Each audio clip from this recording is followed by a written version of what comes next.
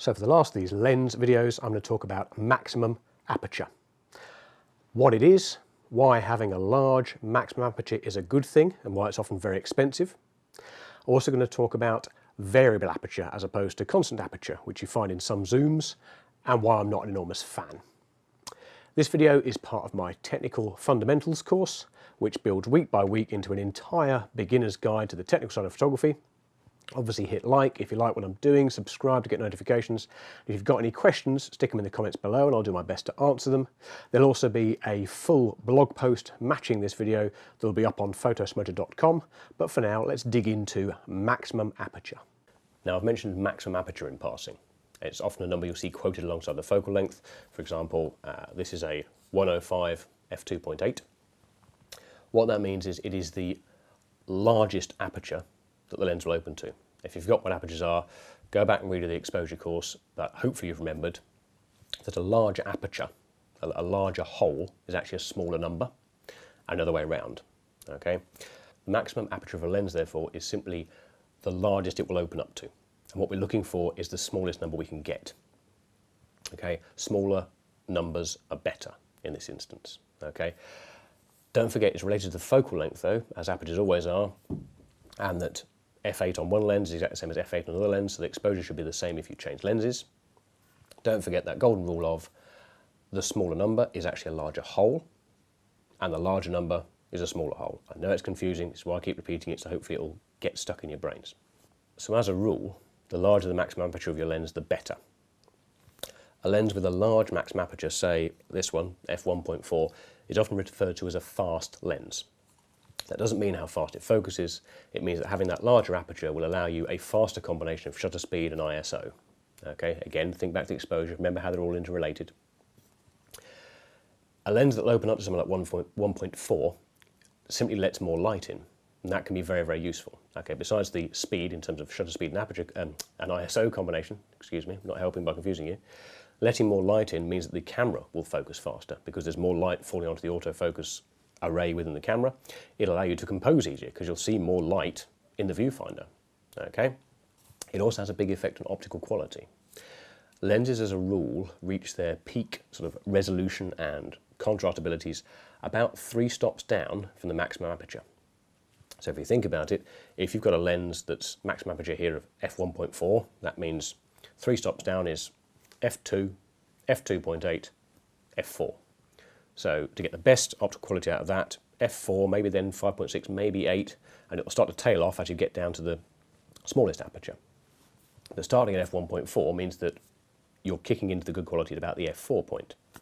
By comparison, if you have a lens that's only got a maximum aperture of f4, let's say it's a zoom lens or it's a really cheap old lens, well, 3 stops down from f4, you go f5.6, f8, f11.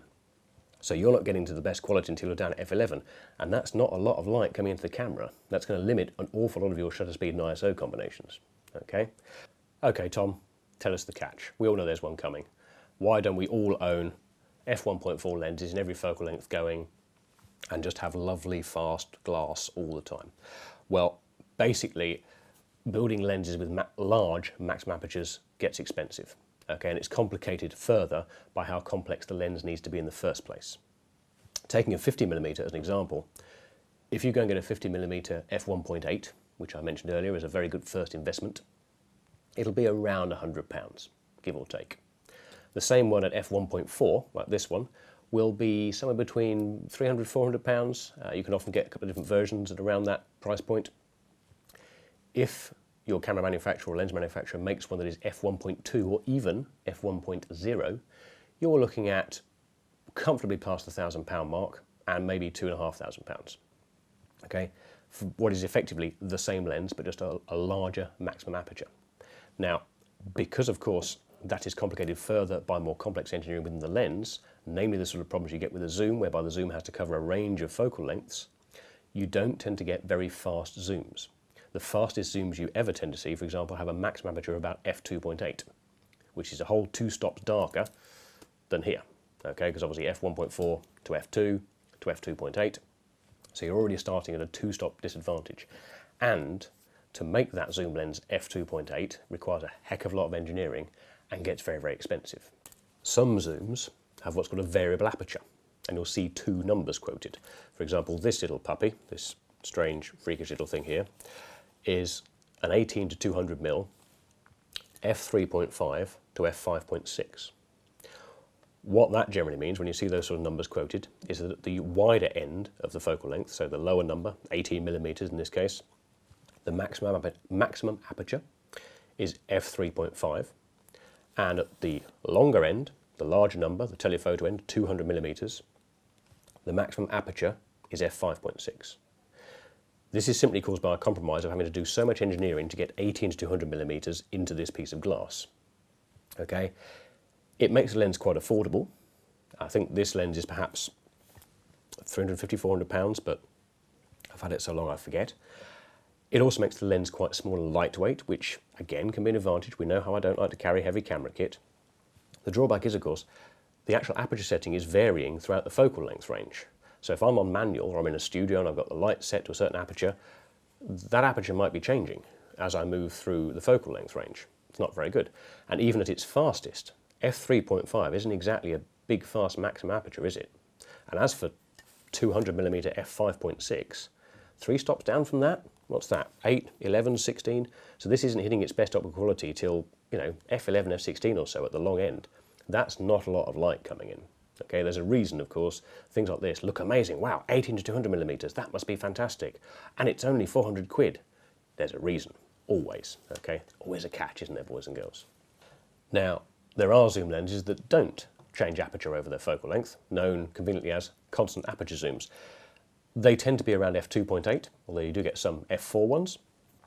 The biggest difference, as noted by this 70 to 200mm f2.8, is they are significantly bigger, significantly heavier, and significantly more expensive. Okay, this 18 to 200mm, let's look at it without the camera on so we can get a genuine idea of the size. It's that big, and it weighs, well, arbitrarily, weighs a few hundred grams. That comfortably weighs more than a kilo. And don't forget, this is only 70 to 200. This is 18 to 200. This goes right away from very, very wide all the way to a decent long length. This just does short telephoto to, starting to get long telephoto. Difference in price, this is, I think, between 300 and 400 pounds. This is about 1,500 pounds. As always, there's a catch, isn't there? The reason I prefer using this one, though, is whilst it's bigger and heavier, it's f2.8. It's going to stay at f2.8 no matter what focal length it's at. I'm going to get better optical quality much lower down the aperture scale. Although it's big and heavy and fast, the only time I would really tend to use this is when that's an issue. If I'm doing a job where I'm out on foot for hours and hours and hours or climbing up things and weight and size become an issue, this might actually be quite a tempting prospect. Otherwise, this is always preferable. Just a hell of a lot more expensive. There you go. Lots of technical nitty-gritty things about maximum aperture in lenses. Tune in next week where I'm going to be talking about focusing. But for now, practice everything you've learned. Hope it's all making sense. If not, stick a question in the comments below and I'll do my very best to answer things. See you soon.